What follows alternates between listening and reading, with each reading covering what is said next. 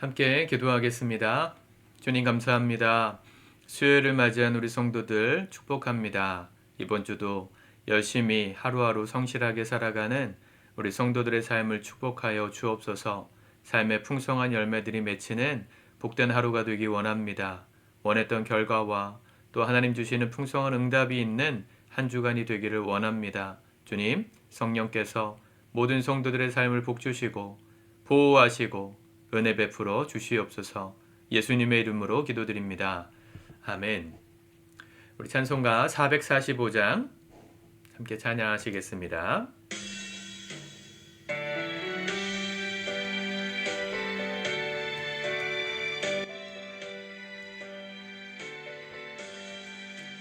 대산을 넘어 험곡에 가도 빛 가운데로 걸어가면 주께서 항상 지키시기로 약속한 말씀 변치 않네.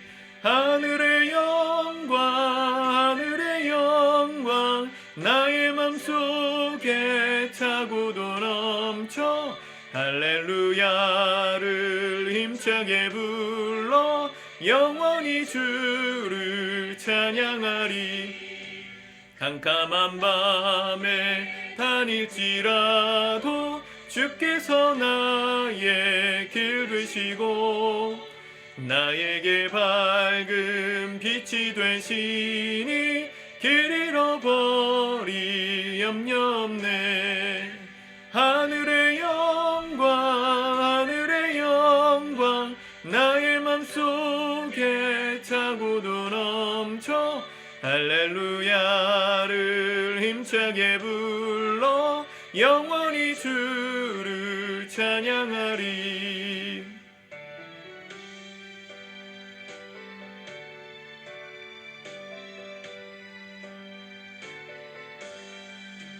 광명한 그 빛 마음에 받아 찬란한 천국 바라보고 할렐루야를 힘차게 불러 날마다 빛에 걸어가리. 하늘의 영광 나의 맘속에 차고도 넘쳐 할렐루야를 힘차게 불러 영원히 주를 찬양하리. 아멘.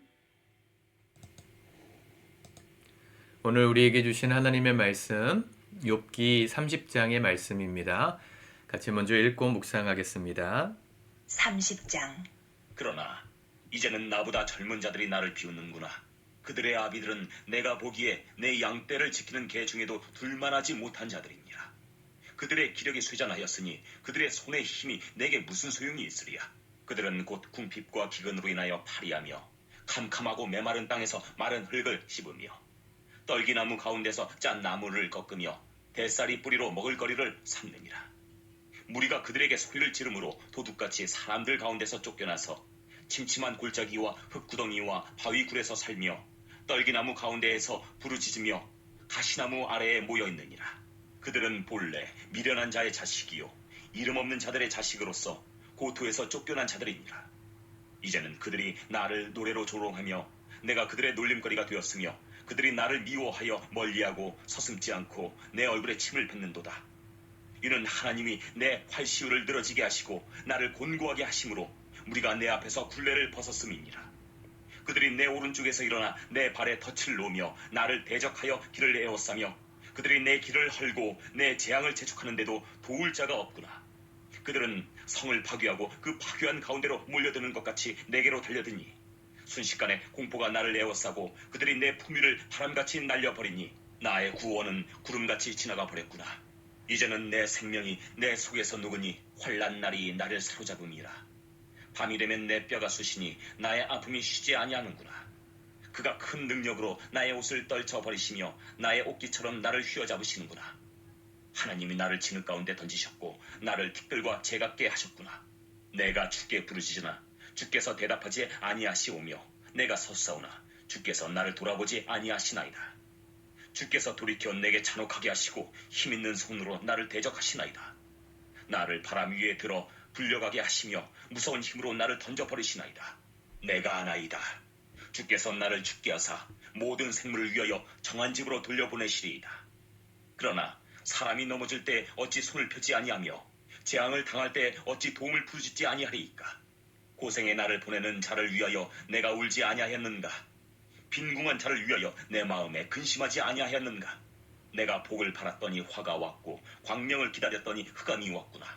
내 마음이 들끓어 고요함이 없구나. 환난 날이 내게 임하였구나. 나는 햇볕에 쬐지 않고도 검어진 피부를 가지고 걸으며 회중 가운데 서서 도움을 부르짖고 있느니라. 나는 이리의 형제요 타조의 벗이로구나. 나를 덮고 있는 피부는 검어졌고 내 뼈는 열기로 말미암아 탔구나. 내 수금은 통곡이 되었고 내 피는 애곡이 되었구나. 아멘. 어제 말씀에 이어서 욥의 독백이 이어지죠. 어제는 지나간 시간들에 주셨던 은혜들을 기억함으로 그런 삶이 다시금 회복되기 원한다는 소망을 고백했다면, 오늘은 현재에 대한 진단입니다. 현실은 다 무너지고 또 다 빼앗긴 것 같은, 모든 것이 무너진 것 같은 그런 절망스러운 삶을 고백하고 있어요. 욥기의 말씀이 굉장히 긴데 이 40장까지 이어지는 이 말씀들의 모든 결론이 다 비슷합니다. 그냥 겉으로만 보면 욥의 원망과 탄식이죠. 근데 오늘 말씀을 가만히 이렇게 읽어보세요. 이게 욥의 고백이라고 보지 마시고 예수님의 고백이라고 한번 생각해 보시면 어떨까요? 예수님께서 십자가에서 달려 돌아가실 때, 그 전날 밤 기도하실 때 분명히 말씀하셨습니다. 할 수만 있거든 이 잔이 내게서 지나가길 원합니다. 그러나 나의 뜻대로 마시고 아버지의 뜻대로 하옵소서 하셨던 그 예수님의 기도. 베드로가 칼을 들고 예수님을 잡으러 왔던 사람들, 이 제사장의 종의 귀를 떨어뜨리죠. 말고의 귀를 쳐서 떨어뜨렸을 때 예수님께서 칼집에 칼을 꽂으라 하시면서 하신 말씀, 내가 12영이라는 천사를 동원해서 이들을 물리칠 수 있는 능력이 없어서 이렇게 잡혀가는 줄 아느냐. 그러나 이 모든 것이 아버지의 뜻을 이루기 위하여 이루어지고 성취되는 것이다 하셨어요. 예수님은 하나님의 아들이셨고 의가 풍성하신, 죄악이 없으신, 불의가 없으신 분이십니다. 그런데 그분이 우리를, 인간을 죄로부터 구원하시기 위하여서 인간이 받아야 되는 그 죄의 값을 뒤집어 씌우시고 뒤집어 쓰시고 우리 인간 대신 돌아가셨죠. 그리고 돌아가실 때 하신 말씀, 엘리 엘리 라마 사박다니, 나의 하나님 어찌하여 나를 버리셨나이까, 절규를 하셨습니다. 예수님이 왜 이런 얘기를 하셨을까? 그 가상칠언의 말씀을 연구할 때마다 예수님답지 않은 고백 같다 이런 생각이 들 때가 있거든요. 예수님이 하나님께 원망하는 것 같잖아요. 어찌하여 날 버리십니까? 왜 내가 죽도록 내버려 두십니까? 이 인간의 죄를 뒤집으시고 죽어야 되는 나의 의로움을 왜 돌아보지 않으십니까? 라고 원망하는 것 같잖아요. 그 잘 이해가 안 됐는데 욥기를 공부하면서 예수님의 마음이 이러했었겠구나, 욥기의 고백과 비슷하겠구나를 깨달은 적이 있습니다. 오늘 말씀들을 보시면 예수님의 고백이라고 생각하고 읽으면 막 와닿는 것 같아요. 자, 8절에 보면 그들은 본래 미련한 자의 자식이요. 이 그들이라 말하는 사람이 1절에 나오는 젊은이들이잖아요. 이 욥의 이 무너짐, 삶의 고난을 보고 비웃었던 자들. 예수님 시대로 따지면 예수님을 조롱했던 사람들과 종교 지도자들이라고 말할 수 있겠죠. 그들은 미련한 자식이요, 이름 없는 자들의 자식으로서 고토에서 쫓겨난 자들인데, 9절, 이제는 그들이 나를 노래로 조롱하며 내가 그들의 놀림거리가 되었으며. 예수님도 이 십자가 지시던 날 밤에 재판받으실 때 희롱당하셨거든요. 군인들에 의해서, 종교 지도자들에 의해서. 10절, 그들이 나를 미워하여 멀리하고 서심치 않고 내 얼굴에 침을 뱉는도다.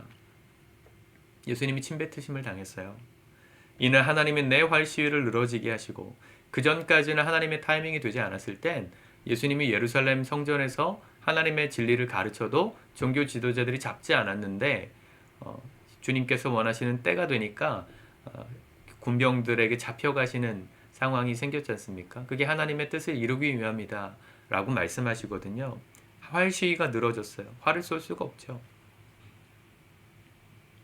또 15절 보세요. 순식간에 공포가 나를 애워싸고 그들이 내 품위를 바람같이 날려버리니 나의 구원은 구름같이 지나가 버렸구나. 주님께서 희롱당하시고 빌라도 재판정에서 가시움 면류관을 찔리시고 옷을 벗김을 당하시고 채찍으로 맞으시고 피투성이가 되셔서 예수님의 권위가 다 무너져 내렸어요. 군인들이 희롱한다고 붉은색 홍포, 이 빨간색 가디건을 예수님이 벌거벗은 몸에다 이렇게 입히고 면류관을 씌워서 유대인의 왕이다 이렇게 희롱했거든요. 예수님의 권위가 품위가 바람같이 날아가 버린 것이죠. 17절 밤이 되면 내 뼈가 쑤시니 나의 아픔이 쉬지 아니하는구나. 이 고난당하시는 예수님의 모습이 어떻습니까? 19절 하나님이 나를 진흙 가운데 던지셨고 나를 티끌과 재 같게 하셨구나. 하나님이 나를 진흙 가운데 던지셨다. 굉장히 이게 영적인 표현입니다. 하나님의 아들이신 예수님은 원래 신이시잖아요. 우리 인간 같은 분이 아니시란 말이에요. 신이신 그분이 우리와 동등한 모습으로 이 땅에 태어나셨어요. 모든 우주 만물을 창조하신 전능자께서 이 땅에 오실 때, 인간으로 오실 때 성인으로 오신 게 아니고요. 이게 다 큰 장성한 몸으로 오신 게 아니고 갓난아기로 태어나셨어요. 이게 충격적인 겁니다. 이게 사람이 흙이잖아요. 진흙 가운데로 예수님을 던져버리신 거죠. 예수님이 태어나시자마자 기저귀 갈고 똥오줌 가리셨을까요? 아니요. 신이신 그분이 우리와 동등한 모습으로 오시기 위하여서 아이의 모습으로 오셨어요. 누군가가 보호해 줘야 되고 배설물을 닦아 줘야 되고 먹을 것을 주어야만 살아갈 수 있는 가장 연약한 모습으로 오셨어요. 예수님 마음이 어땠을까? 신이신 그분의 마음이 어떠셨을까요? 모든 자존심을 꺾으시고 이 땅에 오신 거예요. 고난 받으셨고 죽임 당하셨습니다. 욥이 당하고 있는 이 고난의 마음이 예수님의 마음을 대변하고 있는 것처럼 느껴지지 않으세요? 예수님께서 그렇게 이 땅에 오신 이유가 뭡니까? 왜 고난 당하시고 왜 그렇게 멸시와 수치를 당하셔야 됐을까요? 우리를 살리셔야 됐으니까. 저와 여러분들을 살리시기 위하여 오신 겁니다. 저와 여러분들의 왕이 되셔가지고 군림하기 위해 오신 분이 아니라 우리를 사랑하셨기 때문에 모든 희생을 감수하시고 이 땅에 오셔서 저와 여러분들의 구원의 길을 여시기 위해서 이 땅에 오신 분이 바로 예수님이세요. 그게 우리를 향한 하나님의 사랑이었고 그분이 우리에게 베푸신 섬김이었습니다. 우리는 그 사랑을 힘입어서 구원받았고 그분의 자녀가 되었고 죄로부터 자유케 된 구원받은 사람이 된 거죠. 이 은혜를 우리가 누리기까지의 과정에 욥의 고백이 있다는 겁니다. 너무 욥의 고백을 믿음 없는 고백이라고 말하지 마세요. 욥은 자기도 모르는 사이에 하나님 앞에 죄를 지은 것이 없음에도 고난받건 그 모습을 통하여서 앞으로 장차 이 땅에 인간의 모든 죄를 지고 십자가에서 죽임당하실 의로우신 어린 양 예수 그리스도의 그 메시아 오심을 예표하고 있는 말을 하고 있는 거예요. 얼마나 멋집니까? 얼마나 하나님의 섭리가 놀랍습니까? 네. 23절 보세요. 내가 아나이다. 주께서 나를 죽게 하사 모든 생물을 위하여 정한 집으로 돌려보내시리이다. 모든 생물을 위하여 정한 집으로 돌려보내신다. 모든 피조물을 다시금 정결한 모습으로 돌아가게 하시기 위하여서 욥이 죽임을 당했다. 죽게 되었다. 이런 얘기 하잖아요. 자기의 고백이 아닙니다. 부지부식간에 자기도 모르게 예수 그리스도의 메시아 고백을 하고 있는 것이죠. 우리 인생이 그런 겁니다, 여러분. 우리가 때로는 원망하고 또 하나님께 믿음의 결단도 하고 잘할 때도 있고 못할 때도 있는 많은 순간들이 있지만 우리의 삶이 예수 그리스도의 오심을 예표하고 그분의 다시 오심을 증명하는 사인이 될 수 있다는 걸 늘 기억하면서 사십시오. 욥의 인생을 예수 그리스도의 오심을 예표하는 하나의 사인이었습니다. 그분이 이 땅에 오셔서 어떤 대우를 받으셔야 되는지, 메시아이신 예수님이 우리에게 베푸신 사랑이 어떤 것이었는지 느껴지실 수 있게 하려고 이런 말씀들을 기록해 놓으신 거죠. 욥에게 고난을 주신 거죠. 하나님의 마음에는 우리를 향한 그 십자가가 이 구약 시대 때부터 있었다는 게 놀랍지 않습니까? 아들을 보내셔야 되는데 그 아들의 고난을 대신 고백해주고 미리 예언적으로 알려줄 사람으로 욥을 택하시고 그의 고백을 통해 우리를 향한 하나님의 사랑이 얼마나 컸는지를 보여주고 계시는 겁니다. 욥기가 사실은 굉장히 어려운 책입니다. 대충 읽으면 되게 지루한 책입니다. 근데 성경 전체를 통해 보면 욥기만큼 놀라운 지혜와 명철을 담은 책이 별로 없어요. 아는 만큼 보인다 그러잖아요. 아는 만큼 깨달아지는 겁니다. 성경을 통으로 읽으셔야 되는 이유가 여기 있죠. 우리가 마태복음을 중간에 한번 읽었었던 이유가 그거예요. 욥기를 잘라서 읽었잖아요. 우리 9월 달에 보고 10월 달에 마태복음 보고 또 11월에 우리 욥기를 다시 보고 있는데 이 욥기는 십자가를 통과하면서 봐야 이해가 되는 책입니다. 여러분들에게 예수 그리스도의 그 고난 당하심, 욥의 고백을 통하여서 조금 더 깊이 묵상이 될 수 있기를 바랍니다. 내가 어떠한 사랑을 받았는가, 그분이 나에게 어떠한 사랑을 베푸셨는가가 조금 더 명확하고 선명하게 깨달아지고 그 은혜에 감사하는 이 하루가 되실 수 있기를 축복합니다. 기도합시다. 주님 감사합니다. 십자가의 사랑, 그 놀라우신 은혜가 어느 순간 우리에게 너무 익숙하고 너무 당연해진, 그래서 그 사랑에 감사하다 말하지만 우리의 마음에 진심은 사라진 것 같은 그런 냉랭한 마음이 있진 않은지 돌아봅니다. 욥의 고백이 결국은 예수 그리스도의 그 고난 당하심, 의로우신 분께서 아무런 이유 없이 고난 당하시고 죽임 당하셔야 됐던 그 십자가 사랑을 예표했다는 것을 깨닫습니다. 주님, 오늘 그 사랑을 더욱더 깊이 깨닫고 그 은혜에 감사하며 살아가는 저와 우리 사랑하는 모든 성도들 될 수 있도록 축복하여 주시옵소서. 십자가의 사랑과 십자가에서 보이신 당신의 그 놀라우신 사랑과 아픔이 우리에게 더욱더 깊이 묵상되는 오늘 하루 될 수 있도록 축복하여 주옵소서. 예수님의 이름으로 기도드립니다. 아멘.